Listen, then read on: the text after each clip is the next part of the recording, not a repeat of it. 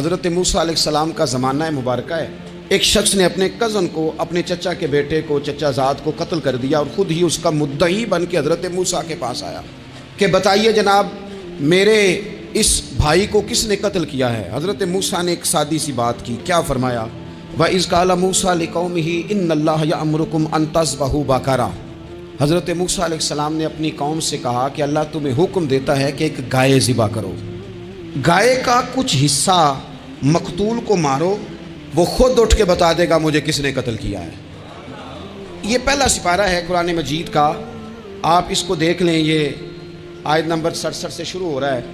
تو اب وہ چونکہ ذبح کرنا نہیں چاہ رہا تھا، اس کو پتا تھا کہ مجرم تو میں خود ہوں، وہ ذبح چونکہ کرنا نہیں چاہ رہا تھا تو اس سے کہا کہ مارو ایک حصہ گائے کا، اس کو تو یہ اٹھ کے بتا دے گا. تو اس نے جواب کیا دیا؟ قالوا اتتخذون ہزوا، یعنی لگا آپ میرے ساتھ مذاق کرتے ہیں، کبھی ایسا بھی ہوا ہے. قال اعوذ باللہ ان اکون من الجاہلین. حضرت موسیٰ علیہ السلام فرمانے لگے میں اللہ کی پناہ مانگتا ہوں میں جاہلوں میں سے ہو جاؤں. ہر وقت مذاق کرتے رہنا یہ تو جاہلوں کا طریقہ ہے. کن کا ہے؟ حضرت موسیٰ نے کہا ہے، قرآن پاک ہے. ہر وقت مذاق کرتے رہنا. خوش طبی اور چیز ہے، مسکراتے رہنا، لیکن کسی کا مذاق ہر وقت اڑاتے رہنا کن کا طریقہ ہے؟ جاہلوں کا. جب کہا نہیں ذبح کرنی ہے تو اب ذرا دیکھیے کرنا نہیں نہ چاہ رہے. قالوا ادع لنا ربک یبین لنا ما ہی. کہنے لگے اے موسیٰ پھر آپ نہ رب سے دعا کریں کہ وہ ذرا کھول کے بتائے وہ گائیں کس طرح کی ہو. ارادہ نہیں نہ ذبح کرنے کا، آپ دعا کریں. قال انہ یقول انہا بقرۃ لا فارض ولا بکر. فرمایا کہ رب کہتا ہے وہ گائے نہ بوڑھی ہو نہ زیادہ بچیا ہو، اوان بین ذالک، ان کے درمیان ہو، یعنی جوان گائیں ہو. فافعلوا ما تؤمرون، کرو جس کا تمہیں حکم دیا جا رہا ہے. قالوا ادع لنا ربک یبین لنا ما لونھا. لو اگلی بات سن لو. کہنے لگے آپ دعا کریں رب سے کہ وہ کھول کے بتائے اس کا رنگ کس طرح کا ہو، رنگ بتائیں کس طرح کا ہو. قال انہ یقول انہا بقرۃ صفراء. فرمایا رب فرماتا ہے کہ صفراء رنگ کی ہو، یعنی گہرے زرد رنگ کی ہو. یہ رب فرماتا ہے اس طرح کی گائے ذبح کرو. فاقع لونھا تسر الناظرین، اور جب کوئی اسے دیکھے تو اسے اچھا بھی لگے، آنکھوں کو اچھی لگے وہ گائے. اس طرح کی گائیں ذبح کرو. لو اتنی باتیں بتا دی. قالوا ادع لنا ربک یبین لنا ما ہی. کہنے لگے نہیں آپ پھر دعا کریں اللہ ذرا کھول کے بتائے گائیں کس طرح کی ہو. ان البقرہ تشابہ علینا، ہمیں ذرا گائیں پر شبہ پڑ گیا ہے کس طرح کی ذبح کرنی چاہیے. وَإِنَّا لَمُهْتَدُونَ، اگر اللہ نے چاہا تو ضرور ہم ہدایت پا جائیں گے. پھر اللہ تعالیٰ نے فرمایا کہ قال انہ یقول انہا بقرۃ لا ذلول تثیر الارض، گائیں اس طرح کی ہو کہ وہ کبھی کھیتی میں نہ چلائی گئی ہو، یعنی اس کو کبھی کام نہ اس سے لیا گیا ہو. بیل کو لوگ لگاتے تھے نا، جو کام آج ٹریکٹر سے لیا جاتا ہے وہ گائے بیل سے لیا جاتا تھا. تو وہ کھیتی باڑی کے کام نہ اس کو لگایا گیا ہو. ولا تسقی الحرث، اور نہ اس سے پانی نکالا گیا ہو، نہ کھیت چلانے ہل چلانے میں لگائی گئی ہو. اور وہ جو کنواں ہوتا تھا جس کے گرد گائیں گھومتی تھی، تو کہا وہ بھی کام اس نے نہ کیا ہو گائے نے. مسلمۃ لا شیۃ فیہا، وہ ہر عیب سے پاک ہونی چاہیے. قالوا الآن جئت بالحق، اب کہنے لگے اب آپ صحیح بات لے کے آئیں، اب سوال ختم ہو گئے نا. کہنے لگے اب آپ بات فذبحوہا، انہوں نے ذبح کر دی. وما کادوا یفعلون، پر ایسا کرتے نظر آتے، لگتا نہیں تھا کریں گے ذبح پر ذبح. اچھا یہ گائیں پھر ملی کیسے؟ امام خازن کہتے ہیں کہ ایک نیک آدمی تھا تو اس کا آخری وقت آ گیا تو اس کے پاس جو کل جمع پونجی تھی وہ ایک بچیا تھی، گائیں کی بچیا ویڑی، اس کے پاس وہ ایک بچیا تھی صرف. تو اس نے اس طرح کیا کہ اس کی گردن پر ایک مہر لگائی، اللہ کے نام پر بطور امانت اس نے اس کو جنگل میں چھوڑا. کہا یا اللہ میرا بیٹا ایک ہی ہے، وہ بھی چھوٹا ہے، اس کی حفاظت کرنا اور میرے بیٹے کو پہنچا دینا. بچہ بالغ ہو گیا. اس کی ماں نے کہا بیٹا جو امانتیں رب کے پاس رکھوائی جائیں نا ان میں خیانتیں نہیں ہوا کرتی، جا کے جنگل میں آواز دے تیری گائے واپس آ جائے گی. اس نے جا کے جنگل میں آواز دی کہ وہ جو میرے باپ نے امانت رکھوائی تھی وہ کدھر ہے. وہ نشان لگی ہوئی گائیں دوڑتی ہوئی اس کے پاس آئی. واللہ خیر الرازقین، جب رب بندوبست کرے، جب اللہ بندوبست کرے تو پھر معاملہ اور ہوتا ہے. وہ گائے آ گئی. اب اس نے کیا کیا اس نوجوان نے کہ وہ گائے گھر لایا، ماں سے آ کے کہا کہ اماں یہ تو اللہ نے فضل کر دیا. ماں کہنے لگی پتر حالات ہمارے خراب ہیں، منڈی میں لے جا اسے بیچ دے، لیکن سودا میری مرضی کے بغیر طے نہ کرنا۔ کس کی مرضی کے بغیر؟ کس کی؟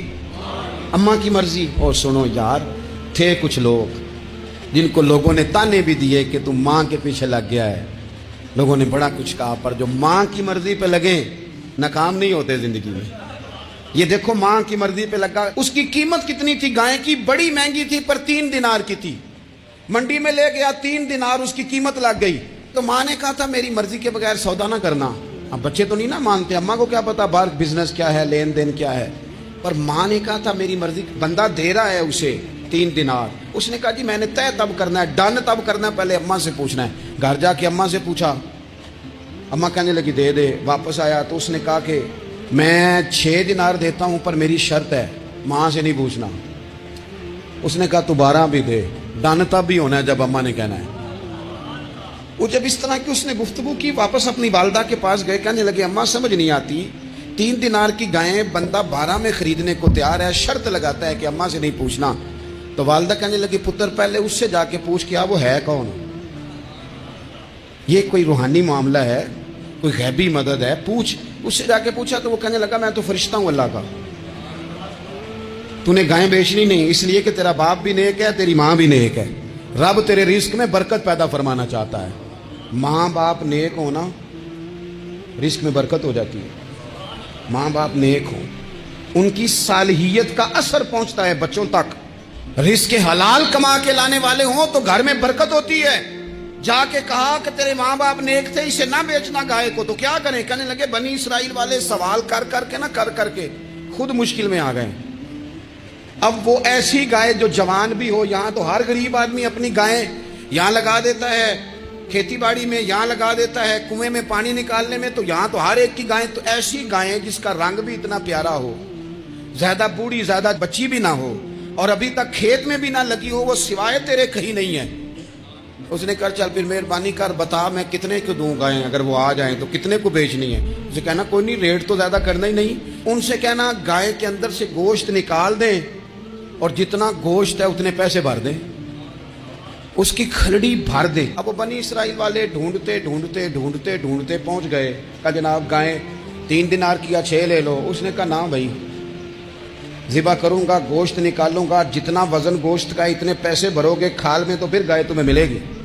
اب مجبور تھے، کیا کرتے؟ ابن کثیر حدیث لائے ہیں، امام سیوطی نے در منصور میں بھی لکھی ہے، نبی پاک صلی اللہ علیہ وسلم نے فرمایا سنو جوانوں اور اسے دل کی تختی پہ لکھو، نبی پاک علیہ السلام نے فرمایا اگر بنی اسرائیل والے زیادہ سوال نہ کرتے تو اتنی مشکل کا شکار نہ ہوتے۔ انہوں نے سوال اتنے کیے کہ چارہ نہیں ہے اب ان کے لیے، چارہ نہیں ہے اب ان کے لیے کہ یہ ادھر ادھر جا سکے، مجبوری بن گئی ہے، یہی گائے خریدنی ہے، یہی لے جانی ہے۔ اب اتنا سارا مال جمع کر کے وہ گائے خریدی، ذبح کی، تو مقتول کو جب اس کا ایک حصہ مارا تو اس نے اٹھ کے کہہ دیا یہ جو مدعی بنا ہوا ہے نا، یہی تو میرا قاتل ہے، یہی تو میرا قاتل ہے، یہی تو ہے۔ حضرت ابراہیم علیہ السلام نے نا ایک دفعہ قحط ہو گیا تھا، تو مہمان تو اب آئے بیٹھے تھے، بلکہ ان دنوں میں مہمان زیادہ بڑھ جاتے ہیں، کئی دفعہ زیادہ لوگ آ جاتے ہیں۔ اب وہ قحط کا زمانہ تھا، بہت ساری جگہوں پہ فصل ہی نہیں تھی، اناج ہی نہیں تھا، تو مہمان زیادہ ہو گئے۔ اب حضرت سارہ جناب حاجرہ گھر میں موجود ہیں اور لوگوں کی لائنیں لگی ہوئی۔ حضرت ابراہیم علیہ السلام کا مصر میں ایک دوست تھا، حضرت حکیم الامت نے اس کو لکھا ہے، آپ نے نا اس کو کچھ سامان بھیجا، بوریاں بھیجی، فرمایا یار تیرے پاس گندم ہے تو ذرا گندم کی بھر دے بوریاں، مہمان بڑے آ گئے ہیں، روٹی کھلانی ہے لوگوں کو۔ حضرت ابراہیم نے وہ چند بوریاں اپنے اس مصری دوست کی طرف بھیجی کہ گندم کی بھر دو، مہمان زیادہ آ گئے ہیں تو یہاں تو قحط ہے۔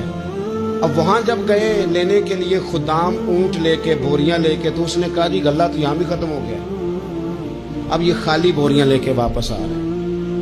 اب ان جانے والے خدام کو بھی پتا تھا، جو قریب رہنے والے ہوتے ہیں وہ خانقاہوں کے، آستانوں کے، مدارس کے، مراکز کے مزاج سے بھی آگاہ ہو جاتے ہیں۔ ان کو پتا تھا کہ اب مہمان تو بیٹھے ہیں بیسیوں درجنوں سینکڑوں، تو سب کو پتا ہے کہ بھئی گندم آ رہی ہے، مصر سے آنا ہے تو کھانا ملنا ہے۔ اب بوریاں جب خالی آئیں گی تو بڑا مسئلہ بن جائے گا، ان کے تو دل کمزور پڑ جائیں گے۔ انہوں نے کہا کہ تسلی دیتے ہیں، ان کو تسلی دیتے ہیں، रस्ते में ना कुछ रेत बोरियों में भर ली ताकि फौरी तौर पे देखने वाले परेशान ना हो। रेत भर के ले जाते हैं और फिर जाके आराम से रख देंगे। फिर हज़रत इब्राहीम से गुजारिश करेंगे, गला नहीं मिला, वो एक खूबसूरत सा आवाज़ करेंगे, लोगों को दिलों को तसल्ली हो जाएगी और फिर अगला बंदोबस्त कर ले। अब वो बोरियां सारी की सारी रेत से भरी रखी। हज़रत मुफ्ती अहमद यार खान साहब रहमतुल्लाह अलैह ने लिखा है कि वो बोरियां ला के जब लोगों ने आते देखी बोरियां, तो तबीयत लोगों की कई दिनों का खाना नहीं खाया था हशाश बशाश हो गई। बच्चे बूढ़े बीमार सभी के दिल तसल्ली में आ गए कि आज खाना मिलेगा। बोरियां कोने में रख दी। हजरत इब्राहीम आराम फरमाते कहीं या किसी जिक्र फिक्र की मसरूफियत में मशगूल थे, ज़ाहिरन उन्हें बताया ना गया। अब वो जहाँ गंदम रखी जाती थी वहां जाके वो रेत की बोरियां रख दी। वो खुदाम वहां से हट गए चूंकि वो घर का हिस्सा था। अब जनाबे हाजरा हजरत सारा उठी, रेत वाली बोरियां जब खोली तो बेहतरीन गंदम निकली अंदर से। अल्लाह ताला जब रिस्क देता है तो फिर बगैर, और वल्लाहु खैरुर राज़िकीन, बेहतरीन रिस्क देने वाला अल्लाह है, सबसे बेहतर रिस्क देने वाला। वो खोला, उनको बेहतरीन गंदम निकली। उन्होंने फौरन कनीज़ें जो थी उनको बुलाया, गंदम पीस ली गई। उसी वक्त खाना पकने लगा। हजरत इब्राहीम तशरीफ लाए, खाना चल रहा है, लोग लंगर खा रहे हैं। अब वो खुदाम भी परेशान थे कि भाई हम तो लाए थे रेत, ये गंदम कैसे आ गई। हजरत सारा और जनाबे हाजरा करीब आई तो खवातीन बाजों का घर वालों को गाइड करती हैं कि ये वाली सब्जी बड़ी अच्छी थी, ये वाले चावल बड़े अच्छे हैं, ये जो गंदम आप लाए ये बड़ी अच्छी है। तो वो थोड़ी सी गंदम हाथ में पकड़ी जनाबे हाजरा ने, जनाबे सारा ने, हजरत इब्राहीम के सामने करके कहा, ये जो आपका मिस्री यार है ना, ये जो मिस्री यार ने गंदम भेजी है ना, मिस्री यार ने, क्या बात है, खुशबू भी आला है, पकाने में भी अच्छी है, 2 लुकमे रोटी के चखे हैं, जायका भी कमाल है। ये जो आपका मिस्री यार है। हजरत इब्राहीम कहने लगे, चुप कर जा, ये मिस्री यार ने नहीं भेजी, ये मेरे अर्शी यार ने भेजी है। वत्तखज़ल्लाहु इब्राहीम खलीला, वो जिसने कहा ना हमने इब्राहीम को गहरा दोस्त बना लिया है, ये उसने भेजी है। उसको पता था कि जनाब खलील ने कोई जात के लिए नहीं मंगाई, उसी की मखलूक के लिए मंगाई है। तो ये अर्शी यार ने भेजी है, अर्शी यार ने। और फरमाया जब अर्शी यार भेजे तो फिर किसी किस्म की कोई कमजोरी बाकी रहती नहीं है। मिना बहुत सारे लोग ऐसे होते हैं जो दुआ मांगते हैं कि या अल्लाह हमें किसी का मोहताज ना करना। मोहताजी बहुत बड़ी कमज़ोरी है। अगर आप किसी भी लिहाज से किसी शख्स के दस्ते नगर हैं तो आप बहुत बड़े कमज़ोर हैं। आप वहाँ महसूस करते हैं कि यार ये क्या मेरे साथ हो गया, अगर ये चीज़ भी मेरे पास ज़ाती होती तो मैं कितना अपने आप को ताकतवर समझता। कोई किसी किस्म की भी किसी शख्स के सामने आपको महसूस होता है कि यार ये मतलब ये बंदा तो ज़रूरत बन गया है। और मैंने दुनिया में ऐसे लोग भी देखे हैं जिनको अगर पता चल जाए ना फलाना बंदा मेरा मोहताज है किसी भी हवाले से, तो फिर तो भाई वो पूरा ज़ोर ही लगा देते हैं। फिर तो अल्लाह ताला माफ़ करे अगर बंदे को बंदों से ज़रूरत पड़ जाए तो फिर तो वो बुरा हाल कर देते हैं, अगर उन्हें अंदाज़ा हो जाए कि ये मेरे बगैर चल नहीं सकता।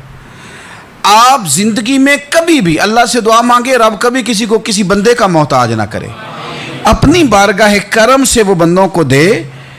कुछ चीज़ें तो वैसे ज़रूरत है ना, हर बंदे को हर हुनर अल्लाह ने नहीं सिखाया, वो मोहताजी नहीं, हर बंदा हर हुनर नहीं जानता, वो चैप्टर एक अलग है। लेकिन अगर अपनी ज़रूरियात के ताल्लुक़ से बंदा किसी का मोहताज हो, वो चीज़ है उसकी ज़रूरत लेकिन वो हासिल खुद से नहीं कर सकता, वो मोहताज हो गया है। अब ये बहुत बड़ी आजमाइश है। हमारे यहाँ लोग मोहताजी किस चीज़ को भला समझते हैं? हमारे यहाँ लोग समझते हैं कि पैसे नहीं तो मैं मोहताज हूँ, खुदा न खास्ता कोई माजूर हो गया हूँ, वजूद का कोई हिस्सा काम नहीं करता तो मैं मोहताज हूँ। हम समझते हैं कि शायद मैं किराए के मकान में रह रहा हूँ तो मोहताज हूँ। हम समझते हैं शायद मैं किसी का मुलाजिम हूँ इसलिए मोहताज हूँ। हम समझते हैं शायद मेरा कोई बड़ा ओहदा नहीं है तो मुझे किसी से सिफारिश करानी पड़ती है तो मैं मोहताज हूँ। कुर्बान जाएं जनाब फारूक आज़म के, उनकी सोच पे मसला ही हल कर दिया। आप फरमाने लगे 2 ही चीज़ें हैं, 2 ही चीज़ें जो बंदे को मोहताज करती हैं, बाकी कोई शय भी मोहताजी नहीं। हुजूर कौन कौन सी?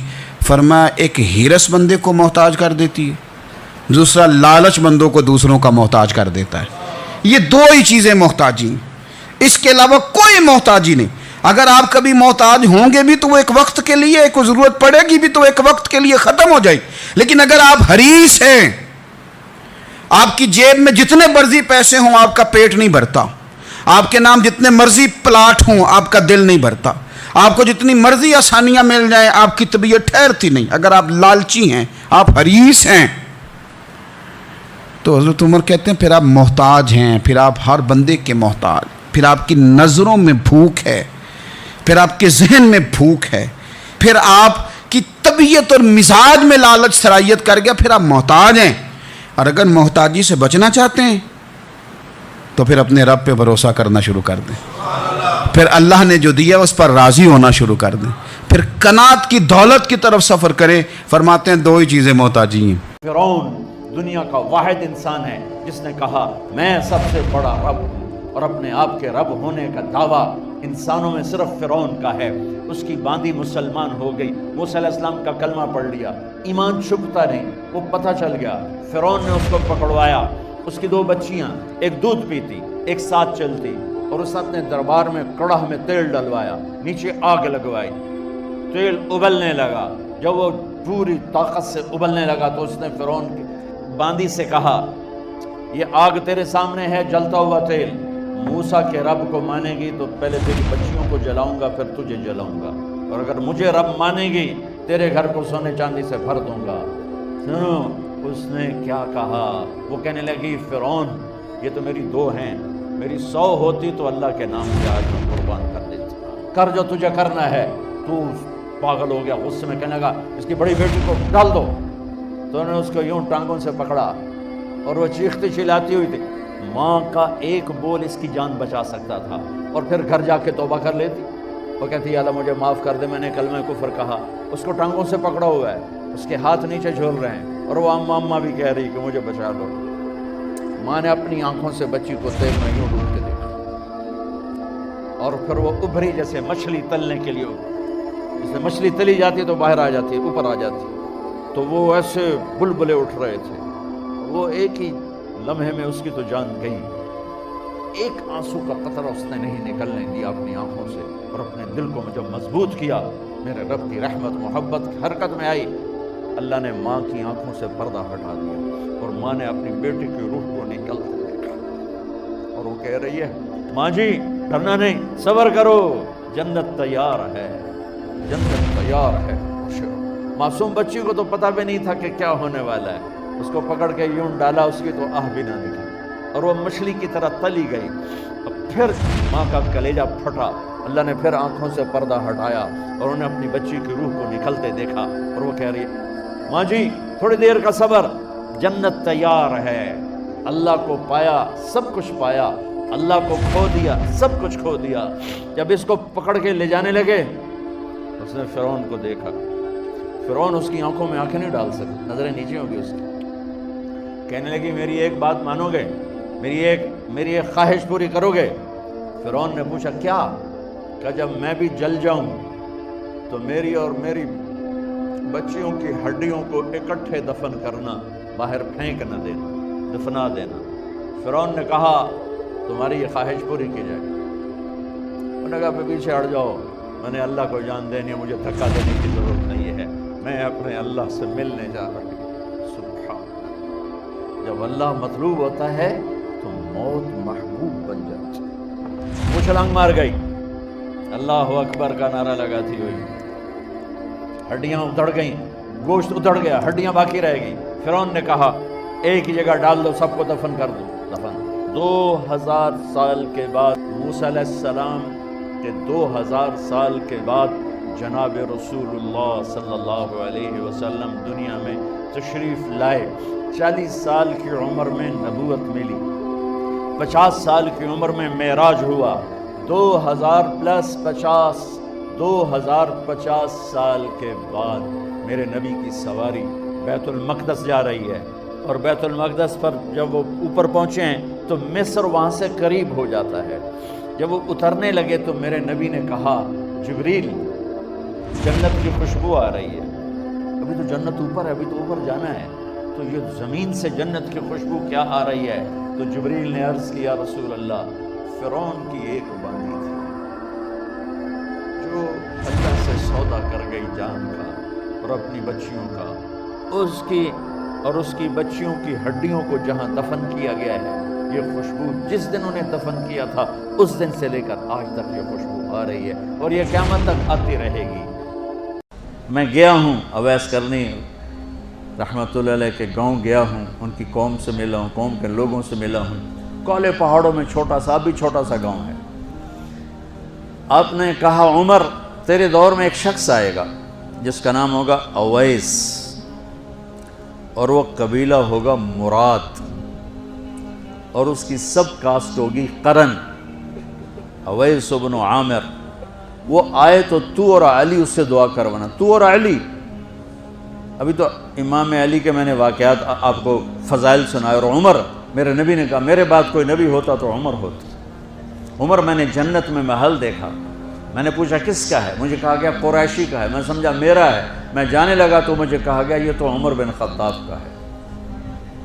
اور ان سے کہہ رہے ہیں اویس سے دو، اللہ کی قسم اویس جیسے کروڑوں قربان ان دونوں ہستیوں کے پسینے کے قطرے پر، لیکن امت کو سبق سکھانے کے لیے یہ سب کچھ کیا کہ آپ کل دیکھ رہے تھے آنے والے کل میں کہ میری امت ماں باپ کو دکھ پہنچائے گی، تو اس کا انتظام کر رہے تھے اس قسم کی نصیحتوں سے۔ حضرت عمر خلیفہ بنے، ہر سال حج کیا، ہر سال اعلان کریں بھائی اویس، ملا ہی کوئی نہیں۔ ایک سال آخری جو حج تھے، بالکل آخری نہیں، اس سے کوئی 1 یا 2 پہلے، آپ نے سارے حاجی اکٹھے کر لیے اور فرمایا بھائی کھڑے ہو جاؤ، سب کھڑے۔ پھر فرمایا سب بیٹھ جاؤ، صرف یمن والے کھڑے رہو۔ تو چند ہزار یمن والے تھے۔ اچھا بھائی سارے یمن والے بیٹھ لو، قبیلہ مراد والے کھڑے رہو۔ تو چند 100 رہ گئے۔ کہا اچھا بھائی مراد والے سارے بیٹھ جاؤ، صرف قرن والے کھڑے رہے، قرنی۔ تو ایک آدمی باقی بچا، باقی سب بیٹھ گئے۔ تو حضرت عمر نے کہا تو قرنی ہے؟ کہا جی۔ اویس کو جانتے ہو؟ کہا جی میرا سگا بھتیجا ہے، اور وہ تو تھوڑا ہلا ہوا ہے، آپ اس کو کیوں پوچھیں؟ تو حضرت عمر رونے لگے، کہنے لگے ہلا ہوا وہ نہیں، ہلا ہوا تو ہے۔ کدھر ہے؟ کہا جی اونٹ چرانے عرفات کی طرف گیا ہے۔ تو آپ نے حضرت علی کو ساتھ لیا اور دوڑ لگا دی عرفات کی طرف۔ عرفات پہنچے تو ان کو دیکھا ایک درخت کے نیچے نفل پڑھ رہے تھے اور ساتھ اونٹ چر رہے تھے۔ تو یہ دونوں آ کے بیٹھ گئے۔ تو آپ دونوں کو دیکھ کر اویس نے نماز مختصر کر دی، سلام پھیرا۔ تو حضرت عمر نے فرمایا کون ہو بھائی؟ کہا جی مزدور ہوں، تعارف نہیں کروایا، مزدور ہوں۔ ارے بھائی تمہارا نام کیا ہے؟ کہا جی اللہ کا بندہ۔ او بھائی ہم سب اللہ کے بندے ہیں، تیری ماں نے تیرا نام کیا رکھا ہے؟ اب وہ تو جانتا نہیں تھا یہ کون ہے، وہ تو پہلی دفعہ حج پہ آئے تھے۔ وہ کہنے لگے بھائی کون لوگ ہو آپ، کیوں میرا انٹرویو کر رہے ہو، کون ہو؟ اس پر حضرت علی نے فرمایا کہ اویس یہ امیر المومنین عمر ہیں اور میں علی ہوں۔ پھر ان کو کرنٹ لگا اور وہ معافی مانگنے لگے کہ میں تو آپ کو جانتا نہیں تھا، مجھے تو پتہ نہیں تھا۔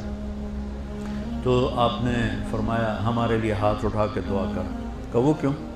کہ ہمیں ہمارے نبی نے فرمایا تھا کہ یمن سے ایک آئے گا نوجوان اویس، اس نے ماں کی خدمت کر کے اللہ کو اتنا راضی کیا ہوا ہے، جب وہ ہاتھ اٹھاتا اللہ اس کے ہاتھ خالی نہیں لوٹاتا۔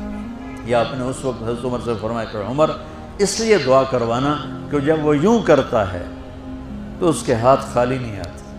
تو حضرت اویس کرنی رونے لگے، کہا جی میں آپ کے لیے کیسے دعا کروں؟ اللہ کے نبی نے کہا تو اتنی بڑی ہستیوں کے لیے دعا کرنے والے چھوٹے، جن کے لیے دعا مانگ رہے ہیں بڑے، پیچھے عمل کیا ہے؟ ماں کی خدمت۔ آپ نے نبی کی زندگی پڑھو اللہ کے واسطے کہ آپ نے گھر کیسے چلائے، کھانے کو کچھ نہیں اور بیویاں خوش ہیں۔ سلوک تھا نا، کھانے کو کچھ نہیں ہے، 2 مہینے چولہا نہیں جلتا ہے، لیکن بیویوں کو ایسی محبت تھی کہ وہ قربان ہوتی جا رہی، اور یہاں سب کچھ دے کر گھروں میں آگ ہے، اس لیے کہ بول ٹھیک نہیں، نہ خامد کا بول ٹھیک ہے نہ بیوی کا بول ٹھیک ہے۔ اور عام طور پر زیادتی چونکہ مردوں کی طرف سے ہوتی، کبھی عورتوں کی طرف سے بھی ہوتی، میں تو دونوں کے لیے بات کر رہا ہوں. اس زبان کو میٹھا کرنا سیکھ لو. اگر اپنے گھروں کو چین سے سکھ سے بھرنا چاہتے ہو تو چیزوں سے نہیں آئے گا, تمہارے سلوک سے, بیہیویئر سے آئے گا. اپنے سلوک اچھے کرو, اپنے رویے اچھے کرو.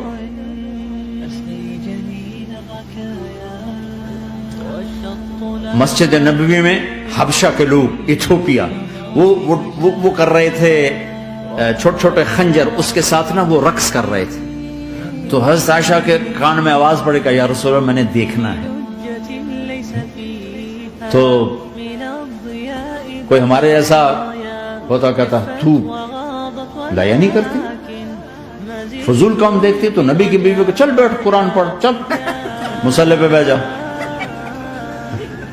چل تسبیح پڑھ. تجھے خیال کیسے آیا, دنیا میں دین مٹ رہا ہے, تمہیں خیال کیسے آیا کہ تو تماشا دیکھتی ہے؟ آپ نے کہا آؤ دیکھتے ہیں. خود آپ دروازے میں کھڑے ہو گئے اور عائشہ کو پیچھے کھڑا کر لیا. عائشہ رضی اللہ فرماتی میں آپ کے پردے میں کھڑی ہو کر میں دیکھتی رہی یہاں تک کہ آپ تھک گئے. ہمارے نبی تھک گئے, اور تھک کے نا کبھی یوں ہو جاتا, یوں ہو جاتا, ایک پاؤں کا سارا, پھر کہنے لگے عائشہ بس نہ کریں. میں نے کہا نہیں ابھی میرا دل نہیں بھرا. اچھا ٹھیک ہے. پھر کبھی یوں ہو رہے ہیں, کبھی یوں ہو رہے ہیں, کبھی یوں ہو رہے ہیں, کبھی ہو رہے ہیں. حضرت عائشہ کہتے ہیں جب میں نے کہا بس, پھر آؤ واپس آئے. یہ میرے نبی کی زندگی ہے. تم لان تان سے زندگی بنانا چاہتے, ساس سسر بہو پر بیٹے سے بھی زیادہ حق جتانا چاہتے. یہ عام معاشرے کی بات بتا رہا ہوں کہ بہت تباہی ہے. میں تو مسائل سن میں نے تو اب اس دفعہ یہ ارادہ ہے کہ اب میں فون چھوڑ دوں گا, نہیں رکھوں گا, کہ میرے اندر ہمت ہی نہیں رہی کہ میں گھروں کے مسائل, میرا کلیجہ پھٹنے کو ہو. ایسے ظلم ہیں. ہمارا سسرالی معاشرہ بڑا ظالم ہے, بڑا ظالم. 99.99% ظلم ہے. کوئی جزیرہ تھا, وہاں کا سیاسی نظم یہ تھا کہ سال کی آخری تاریخ کو جو ان کا موجودہ بادشاہ ہوتا اس کو جنگل میں چھوڑتے اور نیا بادشاہ لینے کے لیے وہ ساحل پہ آ جاتے. جو پہلا شخص ساحل پہ اترتا اس کو اپنا حکمران مان لیتے. جو بھی حکمران بن جاتا وہ خوش ہو جاتا. حالانکہ اس کو بتا دیتے کہ ایک سال کے لیے تجھے منتخب کیا ہے, سال کی آخری تاریخ کو تخت سے اٹھائیں گے, باندھیں گے, جکڑیں گے, اور اسی جزیرے کے دوسرے کنارے ایک جنگل ہے جہاں خاردار جھاڑیاں اور موذی جانور ہیں, وہاں تجھے پھینک دیں گے. وہ بھول جاتا, کہتا دیکھی جائے گی. اور سال کی آخری تاریخ جب وہ رسیاں اور زنجیریں لے کے آتے تو وہ پریشان ہو جاتا کہ آنکھ جھپکنے میں سال گزر گیا, پتہ ہی نہیں چلا. پھر روتا ہوا چیختا ہوا اس جنگل میں جاتا اور لوگ اس کو چھوڑ کے آ جاتے اور درندوں کا رزق بن جاتا. اور جو بھی آتا اس نے کبھی انکار نہیں کیا تھا. پہلی بار ایسا ہوا کہ جس شخص کو انہوں نے ہار ڈالے, گارڈ آف آنر دیا, تعظیم تکریم دی, سیلوٹ کیا, اس نے کہا یہ سب کیا ہے؟ کہا کہ آج کے بعد تو ہمارا حکمران ہے. کہا میں تو امور سلطنت نہیں جانتا, میں تو تاجر آدمی ہوں, چیزیں بیچنے آیا ہوں. کہا کہ ہمارا اصول یہی ہے کہ سال کی پہلی تاریخ کو پہلا شخص جو جزیرے پہ قدم رکھتا ہے وہ ہمارا حکمران ہوتا ہے. اس نے کہا میں تو امور سلطنت کو نہیں جانتا, تو یہ کس طرح ذمہ داری قبول کر سکتا ہوں؟ انہوں نے کہا کہ تمہیں کرنا ہوگی, اس کے علاوہ کوئی راستہ نہیں ہے, ہمارا یہ قانون ہے, ضابطہ ہے. اور یہ بھی بتا دیں کہ سال کی آخری تاریخ کو تجھے اسی جنگل کے دوسرے کنارے چھوڑائیں گے جہاں موذی جانوروں کا رین بسیرا ہے. تو اس نے کہا اگر انجام اتنا دردناک اور خطرناک ہے پھر تو میں بالکل جانے کے لیے تیار نہیں ہوں. تو انہوں نے کہا تو چاہے نہ چاہے باندھ کے بھی تخت پہ بٹھانا پڑا تمہیں بٹھائیں گے. اس نے کہا اچھا مجھے یہ بتاؤ کہ سال بعد میری بات مانو گے یا نہیں؟ انہوں نے کہا کہ ہاں, قانون میں تو ترمیم نہیں کر پائے گا, لیکن یہ ہوگا کہ تیرے انتظامی حکم ہم ماننے پہ مجبور ہوں گے. اس نے کہا ٹھیک ہے, میں تمہارا حکمران بننے کے لیے تیار ہوں. رومی بولتے ہیں کہ جب بھی کوئی شخص تخت نشین ہوتا تو وہ بھول جاتا کہ میرے 7 سال کی آخری تاریخ میں کیا ہونے والا ہے. وہ عیش و عشرت کرتا اور یوں وقت گزارتا, سال کی آخری تاریخ آنکھ جھپکنے میں آ جاتی. لیکن یہ پہلا شخص تھا, تخت نشین ہوتے اس نے پہلا حکم نامہ جاری یہ کیا کہ کمانڈوز بلائے جائیں. بلائے گئے, کہا اس جنگل میں چلے جاؤ جہاں تم بادشاہوں کو پھینک کے آتے ہو اور وہاں کے موذی جانور کاٹ ڈالو. پھر بلدیہ کے ملازمین بلائے، کہا جاؤ جا کے وہاں کی جھاڑیاں کاٹو۔ پھر معمار بلائے، کہا جا کے وہاں محل تیار کرو۔ کچھ لوگوں کو بلایا، کہا جا کے وہاں پھول لگاؤ، پھلدار درخت لگاؤ، سایہ دار شجر لگاؤ۔ پوری حکومتی مشینری اس جنگل کو کٹوانے، وہاں کے موذی جانور قتل کروانے اور وہاں خوبصورت محل بنوانے، کنویں کھدوانے اور پھلدار درخت لگوانے میں صرف کر دی۔ اب سال کی آخری تاریخ کو جب وہ زنجیریں لے کر آئے تو اس نے کہا کہ مجھے کیوں جکڑتے ہو، میں خود جانے کے لیے تیار ہوں، اس لیے کہ یہ اس تخت پہ آرام سے نہ بیٹھا، یہاں بیٹھ کے تیاری وہاں کی کرتا رہا جہاں اس نے جانا تھا۔ کافر اور فاسق دنیا کے تخت پہ عیش کرتا ہے، بھول جاتا ہے کہ میں نے کہاں جانا ہے، اور صالح مومن اس تخت پہ آرام سے نہیں بیٹھتا، جہاں جانا ہے اس کے لیے تیاری کرتا رہتا ہے۔ اور جب جنازہ اٹھتا ہے تو وہ کہتا ہے اجلوا بی ولا تؤخروا بی، دیر نہ کرو، مجھے جلدی لے جاؤ، میرا تو وہاں انتظار ہو رہا ہے۔ اور پھر جب وہ وہاں پہنچتا ہے تو القبر روضۃ من ریاض الجنہ، وہ جنت کے باغوں میں سے باغ بن چکی ہوتی